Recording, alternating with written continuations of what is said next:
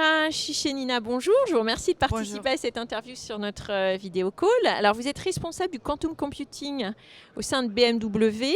D'abord, quelle est votre activité? En quoi est-ce que ça consiste? Oui, merci beaucoup d'ailleurs de m'inviter.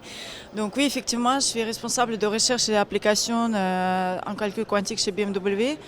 En gros, on doit chercher les cas d'usage, les identifier auprès de nos départements business units et essayer de les identifier, essayer de les traduire de classique en quantique pour pouvoir après les résoudre soit en interne, soit en collaboration avec les partenaires externes stratégiques. Alors, vous avez récemment utilisé vous avez organisé récemment un hackathon et vous souhaitez nous expliquer un petit peu cet hackathon. Donc maintenant, on se retrouve dans la situation quand il y a pas mal de clusters différents de calcul quantique qui veulent s'intégrer dans l'écosystème. Donc il y a les boîtes industrielles, il y a les providers quantiques, les startups, même les académiciens, étudiants et même les venture capitals ou PE investisseurs.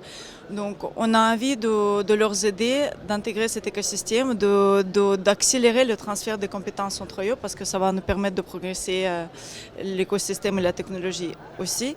Chez BMW, on avait lancé déjà très récemment une initiative, c'était Quantum Computing Challenge qui était publiée en accès ouvert. Parce que je porte une deuxième casquette, c'est la présidente de l'association Quantix, les alumni de l'école polytechnique en quantique. Donc avec Quantix, on a aussi voulu profiter de cette situation de naissance de la technologie, organiser un hackathon où on avait ramené des grands groupes industriels qui ont proposé les cas d'usage pratiques. On avait ramené aussi les providers quantiques qui ont proposé l'accès à leur plateforme qui existe maintenant. Et aussi les participants techniques qui ont dû travailler pendant 2 jours pour résoudre ces cas d'usage sur les plateformes proposées par les providers. Après la sélection des meilleures solutions techniques, on a eu une deuxième phase où on avait ramené les venture capitals, les PE investisseurs, les étudiants de MBA, le consulting group pour challenger ces solutions techniques dans le contexte des business des boîtes industrielles qui ont proposé ces cas d'usage.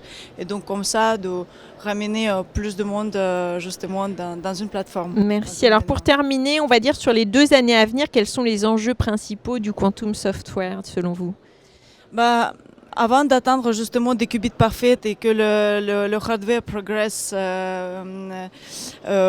en tant que les développeurs de software ou les mathématiciens, on a un vrai besoin de préparer nos problématiques parce qu'il n'y a pas toutes les choses qu'on peut résoudre naturellement sur l'ordi quantique. Donc, il faut les bien traduire sur le langage, sur le modèle de programmation quantique.